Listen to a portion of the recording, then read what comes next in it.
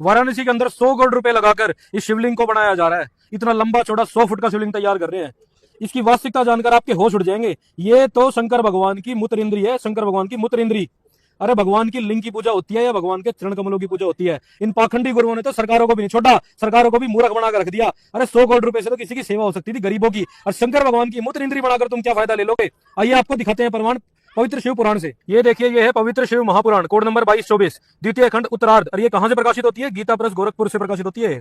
एक समय जो दारू नामक श्रेष्ठ वन है, वह नित्य शिव जी के ध्यान में तत्पर शिव भगत रहा करते थे। शिव जी के भगत इस दारू नामक वन में रहते थे। वे तीनों कालों में सदा शिव जी की पूजा किया करते थे। बड़े ही दृढ़ भगत थे, हर समय शिव जी की पूजा के अंदर ध्यान लगन रहते थे और नाना प्रकार के स्रोतों से उनकी स्तुति किया करते थे।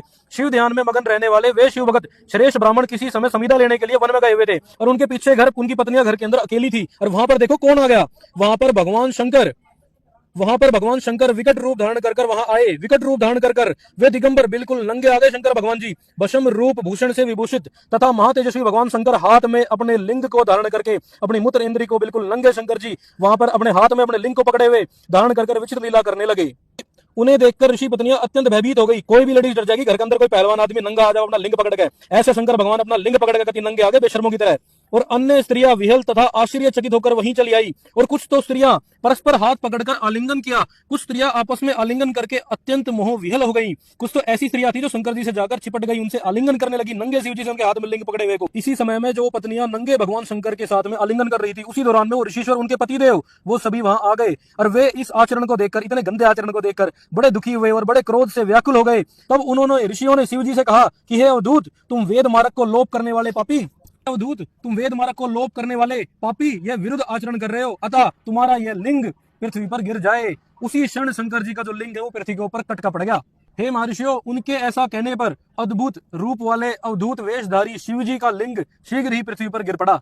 शंकर जी का लिंग जो है वो पृथ्वी के ऊपर गिर के पड़ गया और उसी समय उस अग्नितुल्य उस लिंग के अंदर आग लग गई। अग्नितुल्य महेश्वर लिंग ने सामने स्थित सभी वस्तुओं को जला डाला। इतनी भयानक परिस्थिति को देखकर वो सभी के सभी ऋषि बहुत ज्यादा डर गए और सभी के सभी बहुत ही दुखी हुए। वे सब दुखित हुए और आपस में मिलकर ब्रह्मा जी की शरण में गए।